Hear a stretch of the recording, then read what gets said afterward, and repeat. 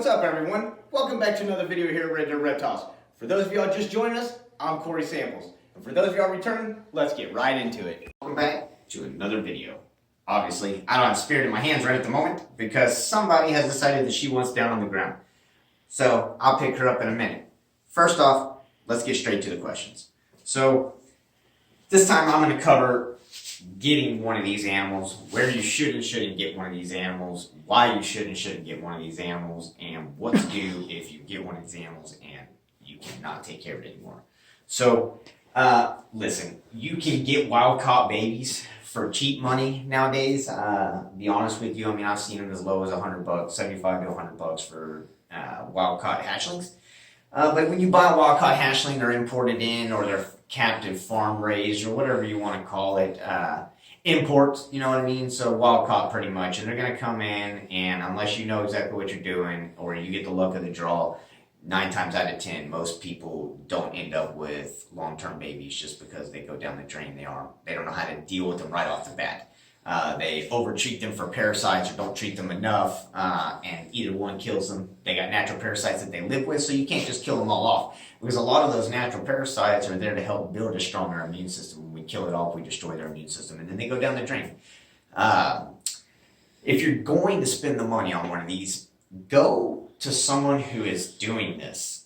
Not for profit so much, but for the love of doing this. I mean, there are a ton of people out there that breed, including myself. So, you know, I tell you what, to not use myself, I'll throw out a huge shout out to Maddie Hartwell, who breeds Javan Asian water monitors, Javan locals. Superb guy, superb animals, great temperaments. Got one, love it. Couldn't say much else about the guy. I mean, he's just superb, and his animals are superb. So, going and buying a CBB baby, even though it's going to cost you a little bit more money, in the end, it's honestly a lot more worth it. Honestly, Spirit here is a wild-caught animal, okay? So she was gotten in as an import, and luckily, the person who got her understood what they were doing and raised her correctly, took the proper precautions, and she survived. But as you notice, well, you may not notice, she is a very shy girl, okay? When she's outside of her enclosure or you're holding her, she shows no aggression whatsoever. She loves to interact. But if you put her down, she just wants to disappear and go hide. And so that's relatively what she's done this time.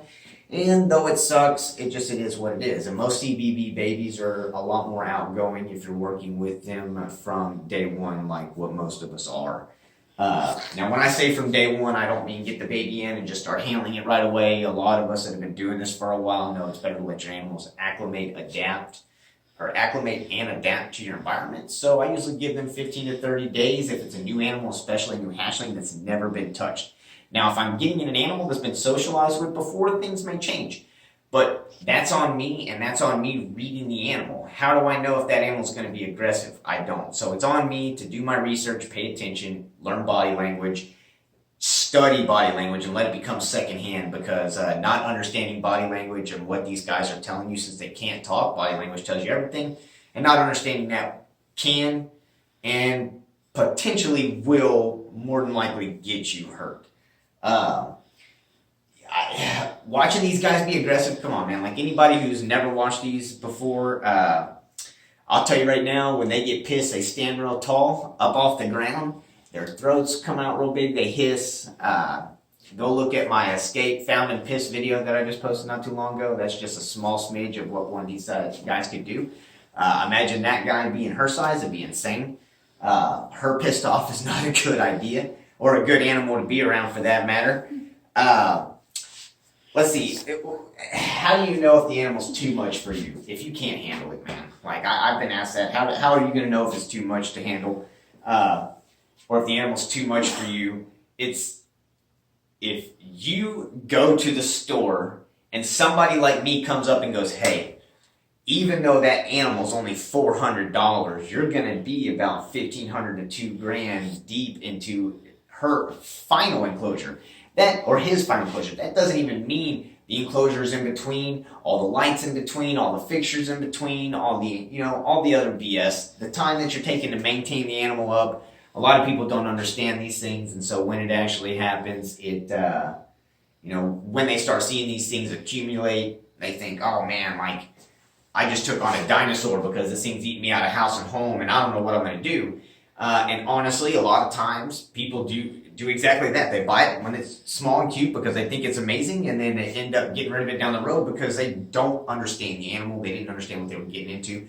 And then somebody like me comes along and gets that animal and has to spend a ton of time putting back into it to re-socialize the animal and to bring it back to a respectable animal as a pet.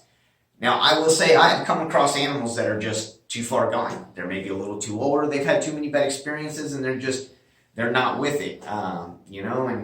Luckily, I've been able to help people out with those animals for breeding projects. Just because they're not nice doesn't mean they can't make babies. And then some of those we've had people take off my hands with me thinking that it'll never work, and lo and behold, that animal is the best. Sometimes, really realistically, man, sometimes all it takes is a change of scenery for these guys. I've seen lizards be stupid mean as far as monitors, especially Asian monitors, be seriously mean at one place, but just the sweetest as can be at the next place. Like I said, these things are just as smart as you and I are, or like I have said before, they're as smart as you and I are. So pay attention, because they are paying attention to you. So I think, for the most part, in my personal opinion, if you have the ability to financially support one of these things and bring it up correctly, give it the things it needs, you don't want to short straw it. You want to be able to spoil these things. The enrichment's everything. So if you have the ability to do so, these are some of the best family pets. I mean, as far as monitors go, in my personal opinion, this is the bee's knees of monitors to have if you're going to go for a bigger lizard and want something that's puppy dog tame. If you do it right, they can be puppy dog tame.